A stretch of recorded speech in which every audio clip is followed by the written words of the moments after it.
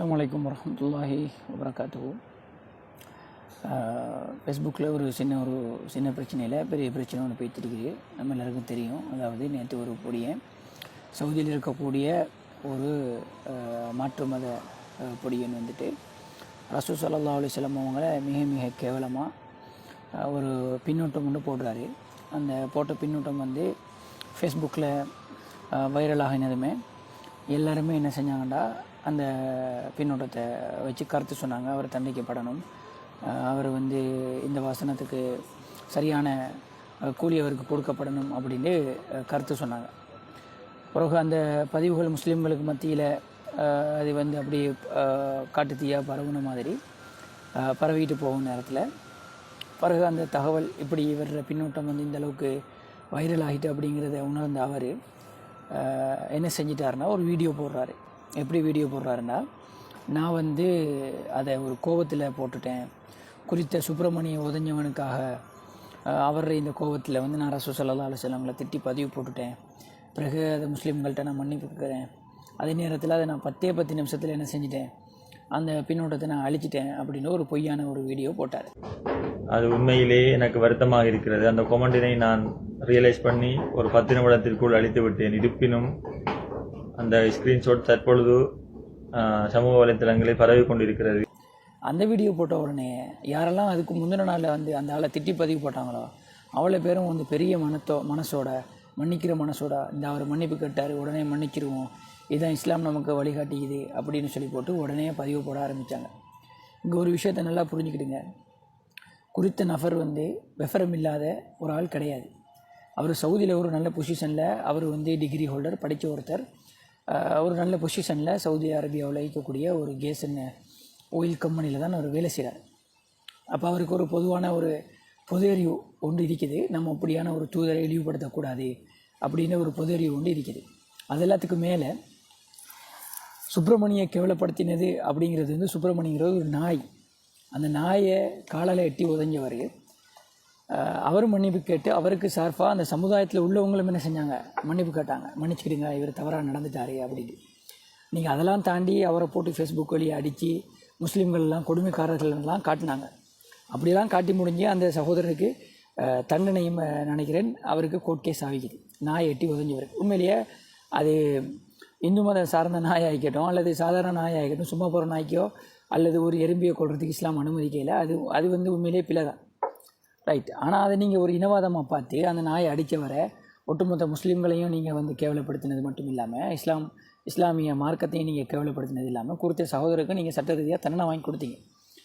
அந்த ஒரு விஷயத்துக்காக நீங்கள் என்ன செஞ்சுக்கலாம், அதோட சம்மந்தப்பட்டவர்களை, அதுக்கு ஆதரவாக பேசக்கூடியவர்களை நீங்கள் என்ன வேணாலும் திட்டிக்கலாம், அவரோட சார்ந்து நீங்கள் எது வேணாலும் பேசிக்கலாம். ஆனால் அந்த குறித்த சகோதரர், சவுதி அரேபியாவில் இருக்கக்கூடிய அந்த சகோதரர் வைத்த அந்த வார்த்தை வந்து உலக முஸ்லீம்களால் என்ன செய்யலாது, தாங்க இயலாது. ஏன்னு கேட்டால் எங்களுக்கு ரசூல் ஸல்லல்லாஹு அலைஹி வஸல்லம் அவங்க எங்களை உயிரிலும் மேலாக நாங்கள் மதிக்கிறோம், ரைட். அவங்களோட காலில் ஒரு முள் குத்தினா கூட எங்களால் தாங்கலாது. 1400 வருஷத்துக்கு முன்னுக்கு அவங்க அழுதாங்க அப்படின்னா எங்களோட கண்ணால் கண்ணீர் வரும். ஆனால் எங்களுடைய நேசம் அவர்கள் மீது அந்த அளவுக்கு இருக்குது. அப்படிப்பட்ட இறை தூதர் ஸல்லல்லாஹு அலைஹி வஸல்லம் அவங்கள நீங்கள் சொன்ன வார்த்தை சாதாரண வார்த்தை கிடையாது, ரைட்.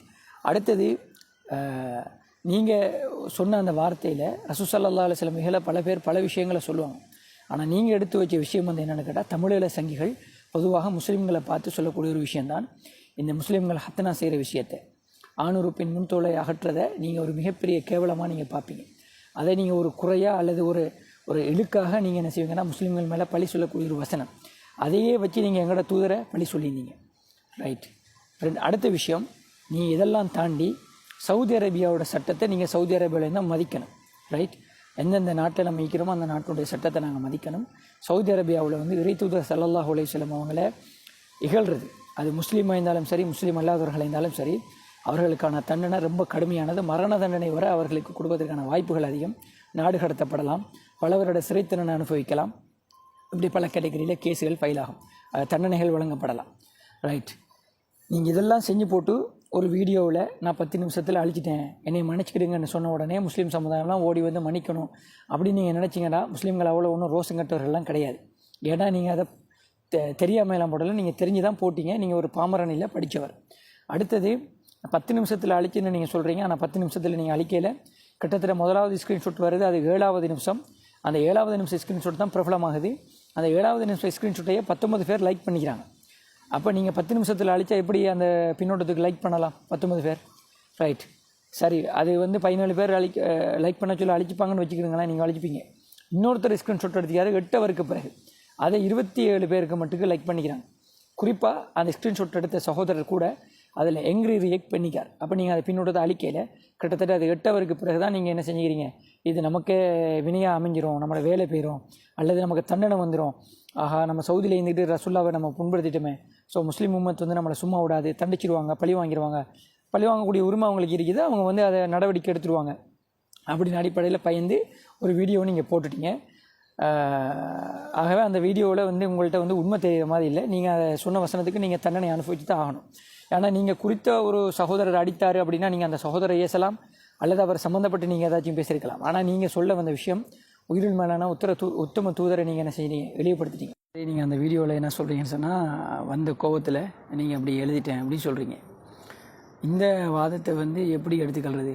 வந்த கோபத்தில் நான் கொலை பண்ணிட்டேன், வந்த கோபத்தில் நான் களவெடுத்துட்டேன், வந்த கோபத்தில் நான் கற்பழிச்சிட்டேன், வந்த கோபத்தில் நான் அது பண்ணிட்டேன் இது பண்ணிட்டேன், உலகத்தில் இருக்கிற ஒட்டுமொத்த குற்றத்தையும் நான் செஞ்சிட்டேன், ஆகவே அந்த வந்த கோபத்தில் நான் செஞ்சிட்டேன் அப்படின்னு நீங்கள் அதை சொல்லிவிட்டு கடந்து போனால் இது எப்படி ஒரு ஆதாரமாகும்? எப்படி இதை ஏற்றுக்கொள்கிற மாதிரி? இது உங்களுக்கே தெரியலையா?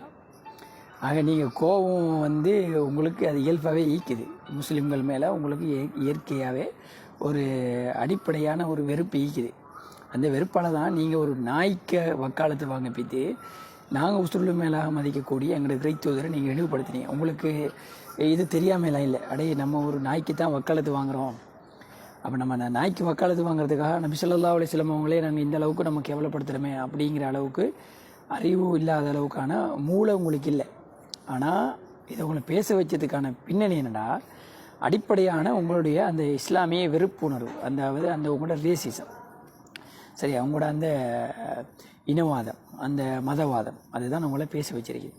பேசின பிறகு உங்களுக்கு வந்த கோபத்தில் நான் பேசிட்டேன் அப்படிங்கிறதெல்லாம் ஏற்புடையதல்ல. ஏன்னா வார கோபத்தில் செஞ்சு போட்டுட்டு அதுக்கு பிறகு அந்த குற்றத்தை மைனஸ் பண்ண இயலாது, அழிக்க இயலாது. பல பேர் இன்றைக்கி பல குற்றங்களை கோபத்தில் தான் செய்கிறாங்க. அதுக்கு தான் தண்டனை. நீங்கள் அதை கோபத்தில் செஞ்சதுக்கு தான் நீங்கள் தண்டனை அனுபவிக்கத்தான் வேணும். அதுதான் அதோடைய விஷயம், இல்லைங்கச்சா? அப்போ நீங்கள் அந்த வீடியோவில் சொல்கிற அந்த காரணமும் என்ன செய்யாது, ஏற்புடையதாக இல்லை. அடுத்த விஷயம், மன்னித்து விடலாம் தானே அப்படின்னு சொல்லக்கூடிய நமது இஸ்லாமிய சகோதரர்களுக்கு நான் ஒரு விஷயத்தை சொல்லிக்கிறேன். இப்போ அரபு நாடுகளை பொறுத்த வரைக்கும் இங்கே சட்டங்கள் கடுமையாக தான் நீக்குது. அதனால தான் இங்கே குற்றங்கள் குறைவாக நடக்குது, ரைட்? ஒரு நாட்டுக்கு வருகிற நேரத்தில் அந்த சட்டங்களை நாங்கள் மதிக்கணும். இவங்க என்ன செய்வாங்கன்னா, ஒரு குற்றத்தை செய்வாங்க, அதுக்கப்புறம் மன்னிப்பு கேட்பாங்க. இப்போ அவங்க மன்னிச்சு விட்டாங்கன்னு வைங்களேன், அதுக்கப்புறம் இன்னொருத்தர் வருவார், அவர் இன்னொன்றும் பேசுவார், அவர் அல்லாஹ்வை கேவலமாக பேசுவார், அதுக்கப்புறம் அவரை மன்னிச்சு விட்டணும். மன்னிச்சு விட்டால் இன்னொருத்தர் ஒட்டுமொத்தமாக இப்படியே கேவலமாக பேசிக்கிட்டு இருப்பாங்க.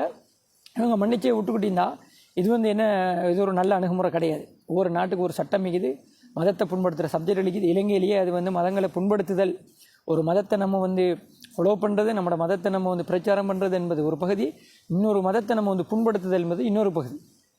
ஆக இன்னொரு மதத்தை நம்ம புண்படுத்துறது என்பது சட்டவிரோதமான குற்றம் இருக்குது. கேவலமாக கதிப்பதில் சட்டவிரோதமான குற்றம் இருக்குது. ஆக அந்த மாதிரி ஒரு இஸ்லாமிய நாட்டில் இருந்துக்கிட்டு, இஸ்லாமை கடுமையாக பின்பற்றக்கூடிய ஒரு நாட்டில் இருந்துக்கிட்டு, இஸ்லாமிய தண்டனைகளை அங்கே நடைமுறைப்படுத்தக்கூடிய ஒரு நாட்டில் இருந்துக்கிட்டு, இவர் இவ்வளோ சொன்னதுக்கு பிறகு அவரை மன்னிச்சு விடணும் அப்படின்னு சொன்னீங்கன்னா, நம்ம மன்னிச்சு விட்டாலும் அந்த நாட்டினுடைய சட்டம் மன்னிச்சு விடாது. அந்த நாட்டினுடைய சட்டத்தை போய் தேடி பாருங்கள், இதில் இணைக்கிறேன் பாருங்கள். ரசூல் ஸல்லல்லாஹு அலைஹி வஸல்லம் அவங்கள இகழ்ந்தால் எந்த அளவுக்கு பெரிய தண்டனைகள் கிடைக்கும். ஆக மன்னித்து விடுதல் என்பது இன்னும் பல குற்றவாளிகளை நம்ம இந்த நாட்டுகளே இருந்த இஸ்லாத்துக்கு எதிராகவும், ரசூல் ஸல்லல்லாஹு அலைஹி வஸல்லம் அவங்களுக்கு எதிராகவும், கஅபாக்கு எதிராகவும், அல்லாஹ்வுக்கு எதிராகவுமே பேசுவதற்கான பல பேருக்கான வாய்ப்பை கொடுக்கும். ஏன்னா இவங்க மன்னிச்சு விட்டுருவாங்க, முஸ்லீம்கள்லாம் மன்னிக்கிறவங்க தான் அப்படின்னு. ரெண்டாவது இன்னொரு விஷயத்தை நீங்கள் புரிஞ்சுக்கிடுங்க, இஸ்லாம் என்பது மன்னிக்கிற மார்க்கம் மட்டும் இல்லை, மன்னிக்கவும் செய்யும், தண்டிக்கவும் செய்யும். சில குற்றங்களை தண்டிக்கத்தான் வேணும். அப்படிங்கிற போகையில் இஸ்லாம் தண்டிக்கும். நீங்கள் நினைக்கிற மாதிரி இஸ்லாம் மன்னித்து விடுகிற மார்க்க மாத்திரம் அப்படின்னு நீங்கள் உங்களை பலகீனப்படுத்திருக்காதீங்க. இஸ்லாம் சில குற்றங்களுக்கான தண்டனையை கடுமையாக தான் வச்சிருக்குது. அதே நேரத்தில் மன்னிப்பதற்கான வாய்ப்பையும் வச்சுக்குது. அதை யார் தீர்மானிக்கணும்னா, நானும் நீங்களும் தீர்மானிக்கிறதில்ல, அதில் சம்மந்தப்பட்ட அதிகாரிகள் தான் தீர்மானிப்பாங்க. உதாரணத்துக்கு என்னைய ஒருத்தர் பிள்ளையா சொல்கிறாருண்டா, அவரை தண்டிக்கணுமா மன்னிக்கணுமாங்கிற உரிமை இஸ்லாம் எனக்கிட்ட தண்டிக்குது. அதை என் அதிகாரி கூட தீர்மானிக்க மாட்டார்.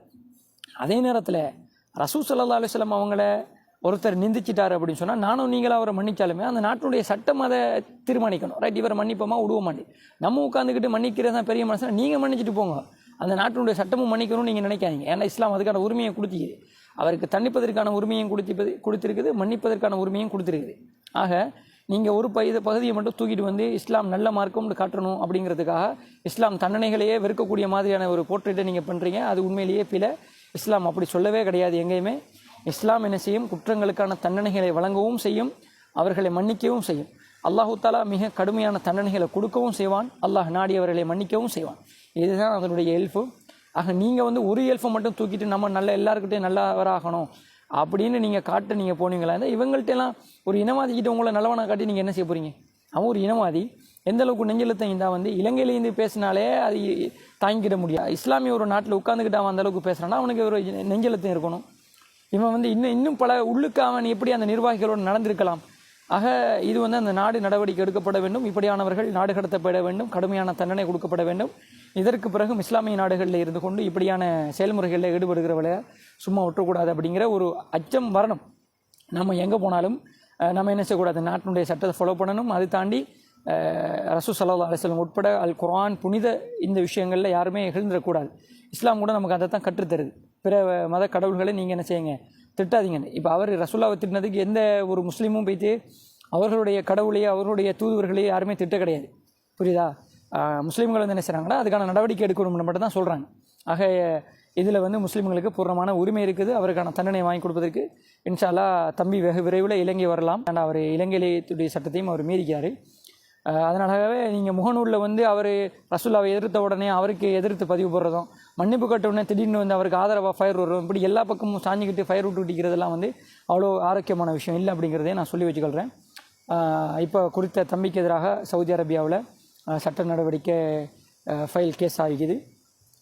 விரைவில் அவருக்கு சட்ட நடவடிக்கை எடுக்கப்படும் இன்ஷா அல்லாஹ். இந்த தகவலை சொல்லிக்கொள்ள தான் நான் இந்த பதிவு போடுறேன். ஏன்னா ஒரு வீடியோவுக்கு பிறகு ஒரு சில பேர் வந்து மன்னிக்கலாம் தானேங்கிறீங்க. மன்னிக்கிறது மார்க்கம் மட்டுமில்லை, அது தனிப்பட்ட விஷயமும் கிடையாது. ஒரு உம்மத்தை அவர் ஏசிக்கிறாரு. உம்மத்தில் எல்லாரும் உங்களை போல மன்னிச்சுட்டு போகணுங்கிற தேவையில்லை. அது அவரவர உரிமை. மன்னிப்பதோ அவருக்கு தன்னை வாங்கி கொடுப்பதோ அவரவர உரிமை. இஸ்லாம் அப்படி தான் கொடுத்திக்குது. சரியா? தனிப்பட என்னையை ஒருத்தர் திட்டிக்கிறாருன்னா நான் மன்னிக்கலாம். அதுக்கு நீங்கள் என்னையை வந்து மன்னிக்க வைக்கிறதுக்கு நீங்கள் என்னையை கன்வின்ஸ் பண்ணலாம், மன்னிச்சுக்கிடுங்கண்டு. அது ஒரு பகுதி. ஆனால் இவர் வந்து ஒட்டுமொத்த முஸ்லீம்களோட இறை தூதரை வந்து என்ன செஞ்சார்? அவர் இழிவுபடுத்திக்கிறார். அதனால் எல்லா முஸ்லீம்களும் மன்னிக்கணும் அப்படின்னு நீங்கள் எதிர்பார்க்கவும் இயலாது. அப்படி மன்னிக்க மாட்டேன்னு சொல்கிறவங்கள நீங்கள் வந்து கடும்போக்குவாதின்னு ஒரு சகோதரர் அப்படி சொல்கிறார், நீங்கள் உங்களை போல் கடும்போக்குவாதியாக இயக்கலாதுன்னு. அது எப்படி நீங்கள் இறை தூதர் ஒருத்தர் நேசிக்கிறாரு, இகழ்ந்துகிறவரை மன்னிக்க மாட்டேன்னு சொன்னால் எப்படி நீங்கள் கடும்போக்குவாதிப்பீங்க? அந்த நாட்டுடைய சட்டமே அப்படி தான் நிற்குது. மரண தண்டனை வரை கொடுப்போன்னு சொல்லப்பட்டீங்க. அப்போ அதுக்கு என்ன சொல்ல போகிறீங்க? நானும் நீங்களும் மன்னிக்கிறது மட்டுமல்ல, அந்த நாடு தான் அதை தீர்மானிக்கும் அப்படிங்கிறத நீங்கள் முதல்ல அடிப்படையாக விளங்கிடுங்க. பாரக்கல்லாஹு ஃபீக். அஸ்ஸலாமு அலைக்கும் வரஹ்மத்துல்லாஹி வபரகாத்துஹு.